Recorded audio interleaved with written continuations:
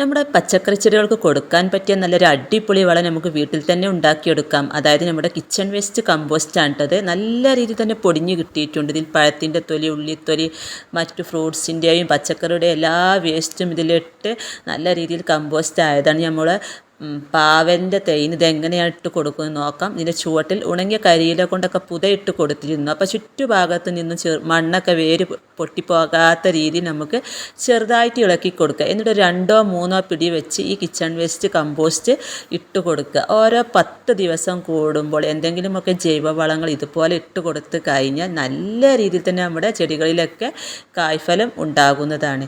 അപ്പോൾ നമ്മൾ വളം ഇട്ട് കൊടുത്തതിന് ശേഷം എന്താണെന്ന് വെച്ചാൽ ചെയ്യേണ്ടത് ഇതുപോലെ മണ്ണിട്ട് കൊടുക്കണം.